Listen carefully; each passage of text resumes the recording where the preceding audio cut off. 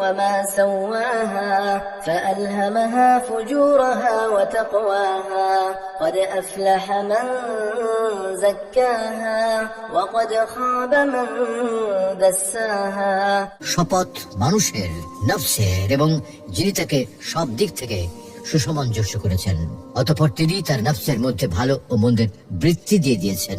যে নফসকে পবিত্র করে সে নিশ্চিত সফলকাম হয়, আর যে তাকে কলুষিত করে সে ব্যর্থ মনোরথ হয়। এই আয়াতে বোঝানো হয়েছে নফসের মধ্যে ভালো মন্দ উভয় রকম প্রভাব গ্রহণের যোগ্যতা রাখা হয়েছে। যখন সে শয়তানের কুমন্ত্রণা কিংবা পারিপার্শ্বিকতার কুপ্রভাবে প্রভাবান্বিত হয় এবং নেতিবাচক দিকটি তার মধ্যে প্রবল হয়ে ওঠে, তখন সে হয় নফসে আম্মারা বা কুপ্রবৃত্তি।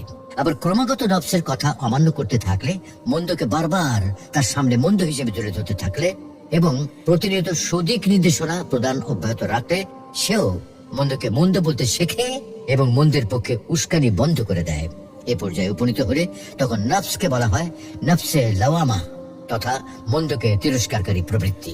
তারপরে এই অবস্থা আরো অব্যাহত থাকলে এক পর্যায়ে নফসের পক্ষ থেকে ইতমিনান হওয়া যায়, সে আর মন্দের উস্কানি দেবে না।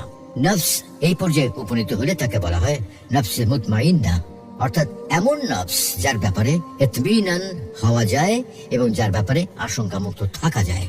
তবে স্বভাবগতভাবে নফসের মধ্যে কুপ্রভাব গ্রহণের বৃত্তি প্রবল থাকায় এবং শুরু থেকে শয়তান কর্তৃক তাকে প্রভাবিত করার চেষ্টা জোরদার হয়, নফস বলতে নফসে আম্মারা তথা কুপ্রবৃত্তিকে বোঝানো হয়ে থাকে।